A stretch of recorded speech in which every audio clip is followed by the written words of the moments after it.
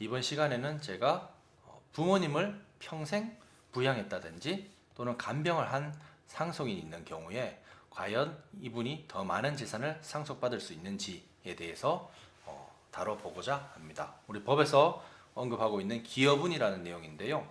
실제로 우리가 부모님이 사망했을 때 부모님이 남긴 재산에 대해서는 자녀들이 동일한 비율로 공동 상속을 하게 됩니다.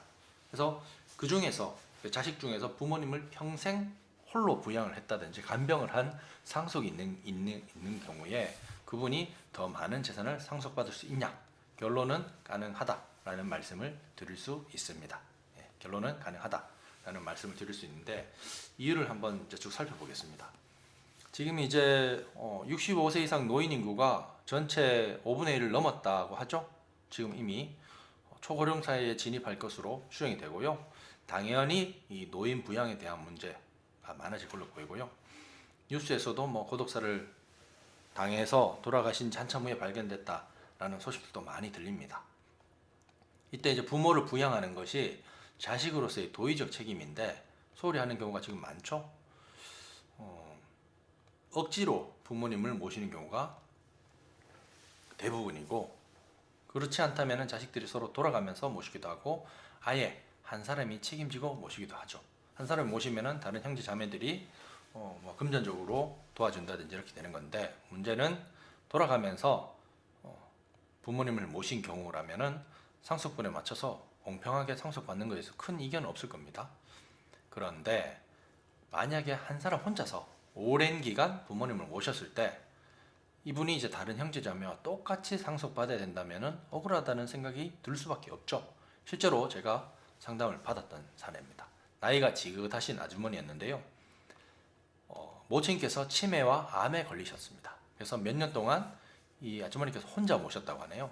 그런데 어머니가 돌아가신 후에 상속에 대해서 협의할 때 이 혼자서 부모님을 부양하고 간병했는 부분에 대해서 다른 상속인들이 전혀 얘기가 없더랍니다. 그래서 제가 이제 그 섭섭함을 달래드리면서 이런 경우에는 충분히 기여분을 인정받을 수 있다. 그래서 다른 형제 자매들보다 더 많은 재산 상속이 가능하다라는 설명을 드렸습니다. 물론 이 아주머니는 다툼을 싫다라고 해서 그대로 협의는 했지만은 우리 민법에서는 이 사망하신 부모님을 특별히 부양한 것이 인정될 경우에는 기여분이라고 해서 더 많은 재산을 상속받을 수 있도록 규정하고 있다. 규정 내용을 보면은 공동상속인 중에 피상속인, 사망자의 재산을 유지 또는 증가에 특별히 기여했다든지 또는 특별히 부양한 경우에, 간병한 경우에는 상속분 산정에 반영한다. 이게 이제 기여분 제도고요. 특별히 기여한 상속인에게 주는 것이기 때문에 만약에 본인이 상속순위에 해당되지 않는다.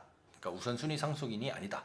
라고 하면은 해당되지 않고, 그리고 이웃 주민이라든지 상속과 관계가 없는 사람 같은 경우에는 이 기여분을 받을 수 없습니다. 그래서 기여분을 받을 수 있는 경우는 뭐냐?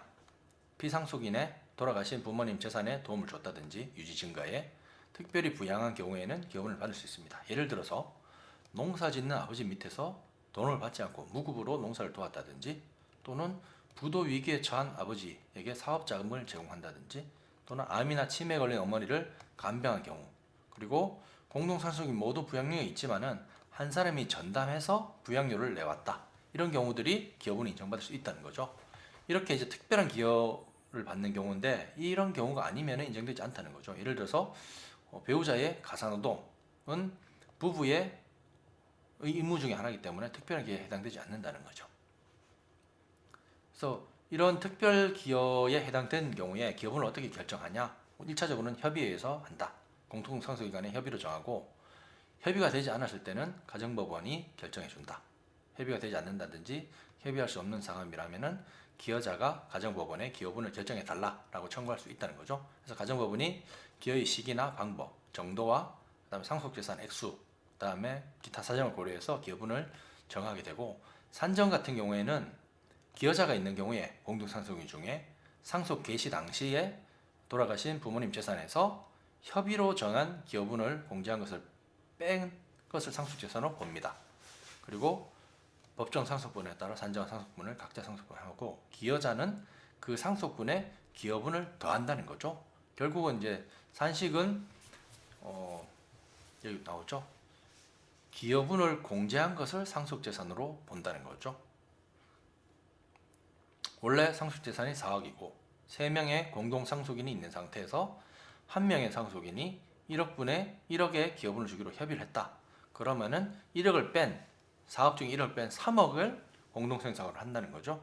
3억이 상속재산이 되고 3명이 각자 상속분에다 1억씩 받되 기여자, 특별기여자는 1억 상속분 외에 기여분 1억을 더해서 총 2억을 받게 된다라는 결론입니다. 그래서 특별히 부모님을 모신다든지 이런 상황에서 고생과 헌신을 한 상속인이 있다면 기여분으로서 정당한 권리 주장이 가능하다라는 말씀을 드릴 수 있겠습니다.